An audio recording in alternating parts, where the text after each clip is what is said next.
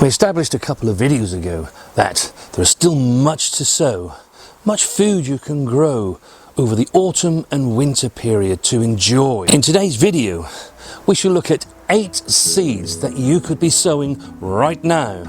Also, Mrs. W looks at a couple of ways in which you don't need to sow seed and you can get free plants right here, right now.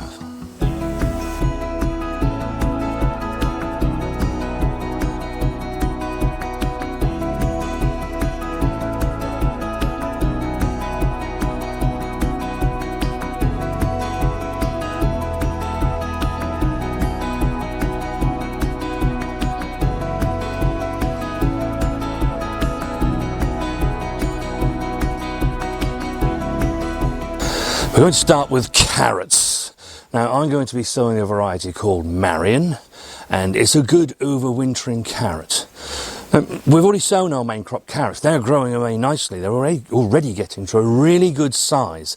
But what we do want is some nice carrots that we can harvest in December and January of next year. Again, I keep saying it, but we keep creating little bridges so that we can get some harvest in between when our main crop varieties actually harvest.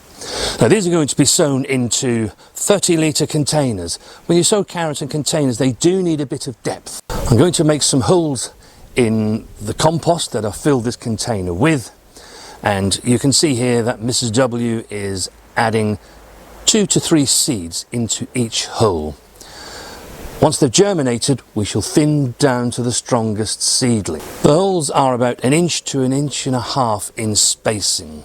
We're not aiming for super duper huge carrots here. Of course, like all containers, they will need watering, and at some point during the winter they'll need some sort of protection. If you've got a patio that you can put them on where they're out of the worst of the winter weather, they should be fine. For us, they shall go into our polytunnel once the weather turns nasty. Next, we turn our attention to pak choi. Pak choi is a wonderful brassica to grow at this time of the year. It loves the cooler weather. I'm going to be succession sowing these, starting today, and every 2 to 3 weeks I shall then sow the same amount again. This is so that we can keep the continuity going. Some of these I shall let to grow into a full-size pak choi, but in the main we treat them just as we do our lettuce, which is that we pick the outer leaves and then it will grow more leaves. As with all brassicas, I look to sow 2 seeds per cell. This increases the chances of germination. If 2 germinate in the cell, I shall just thin to the strongest seedling. During the spring and autumn months, we love to grow turnips. We favour the variety Tokyo Cross and have done for the last 4 or 5 years. Those of you that are regular followers of our channel, you'll have seen us sow this variety many times. The nice small turnips, you only get to about golf ball size, and they're great for adding into your casseroles. You can shred them into a salad, and Mrs. W also likes to add them to her coleslaws. We multi-sow our turnips. I'm aiming for 4 to 5 seeds per cell, and when it comes time to transplant them out, they'll go out in one clump. And all we shall do is we shall go to each clump and we shall select the largest one and twist it out. This particular sowing window is really good for your salads that you're going to enjoy over autumn. There was a time here in the UK when we thought salads were only for the summer. Couldn't grow them much beyond the end of August. But that's changed now. Our weather, our climate is such that it generally remains quite mild, especially here in our new dig Norfolk garden, right up to November. So we can be growing our salads for autumn. At this time of the year, as well as growing lettuce, I also like to grow spinach to add into our lettuce mix. I also like to have it as a nice vegetable on my plate. But with spinach, you often have to grow many plants, because actually when you do cook it for the brief time that it goes into the pan, it wilts down quite a lot, and you suddenly look at your plate and think, I haven't got a lot here to eat. So to help us get over that, once again we use the multi-sowing option. We've tried many varieties over the years and they've all got their merits, but time and time again we come back to the variety Madania. It performs really, really well. It's good to grow outdoors as well as undercover. Now the ones that we're going to be sowing today, they are going to be grown outside. We will make another sowing and they shall be for inside, and they will overwinter to give us harvest for next year. Now we aim for 2 to 3 seeds per cell, only on this occasion we will not thin them down. And this is where the trick comes in. By sowing 3 seeds in a cell, you get 3 plants and they grow happily together, very happily, but it increases the amount of harvest that you can get from any one clump. As I said, I do like to mix our spinach in with our autumn salads. At this time of the year, what we favour more than anything else are 2 particular types. One is Rocket, has a lovely peppery taste. Really like a bed of that with a nice steak on top, Mrs. W. I know you do. Really lovely. And the other is a cut and come lettuce, mixed leaves. And for both of these, Mrs. W has got her containers. We fill them with some multi-purpose compost, and all she's going to do is to broadcast sow these directly where they are going to grow. With the mixed lettuce leaves and the rocket, all we need to do is to come out and take what we need. As I say, a cut and come again. They will continue to come back for a number of weeks. Mrs. W never likes to be without her herbs. You can see here our herb bed is doing really, really well, and we've got lots to harvest from that, and it will continue to give us harvests. There will come a point when some things will die back. So she always likes to sow some parsley and some dill into some containers, and they'll grow happily out on our patio.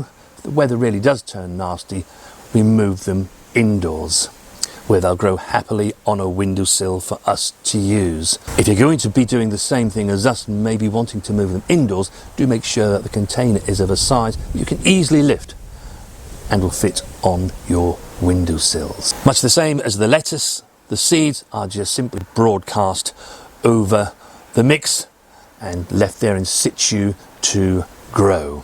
I did share in our jobs for the month, but I'll just remind you again, when it comes to parsley, they can often be quite difficult to germinate. They take their time. By soaking the seeds for 24 hours, this can often help aid the germination process. Now, the great thing about these seeds that we're sowing today, aside from the carrots that will be for late winter and early in the new year, all of the others, the pak choi takes the longest, around about 50 to 60 days before you can harvest. Everything else much, much sooner. A lot of these you can be harvesting by the end of September. As you can see here, just outside the greenhouse, we have some lovely calendula growing, and I love it being there, quite happy for it to stay there. And calendula does seed very easily. What you can now notice here in plot 4 is that the seed has blown into plot 4, and as much as I love the calendula, we don't want that growing on the edge here. It's going to be difficult when we're mowing and things like that. So what I'm going to do here is take these out, dig them out, gently ease them out.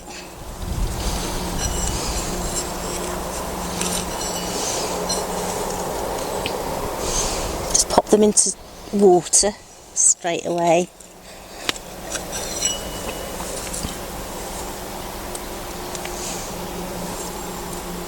There's quite a few plants here, and I'm going to just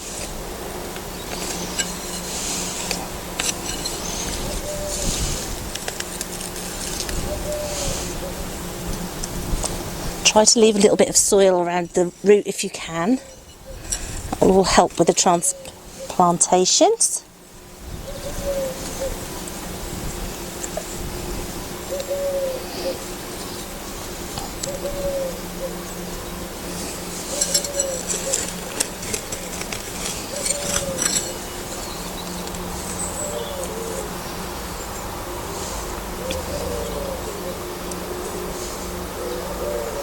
As you can see, the lavender it's been beautiful this year, but it is going over now. There's only a few flowers left, and just before I now trim back this dead heads and things from the top, I'm going to take some cuttings.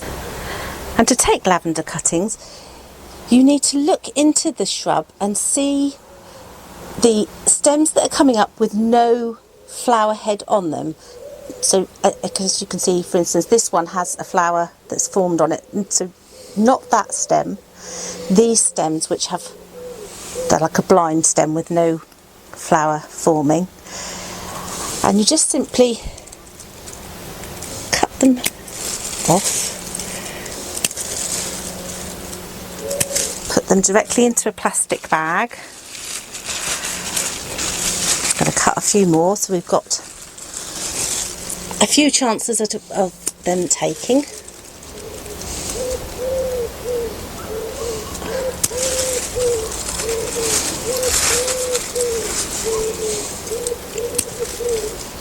I have my bag with the cuttings in, and I have mixed up approximately 50-50 mix of compost and soaked perlite.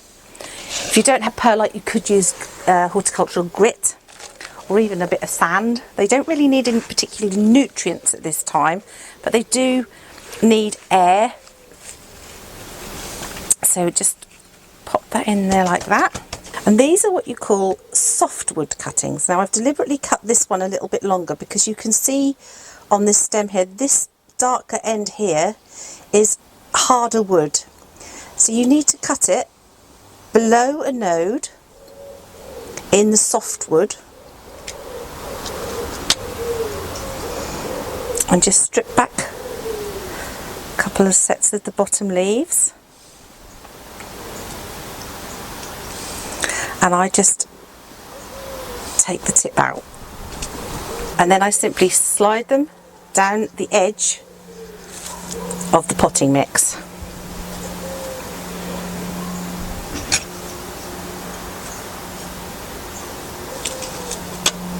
So there we have 10 softwood cuttings of lavender. I'm just going to pop a label into that.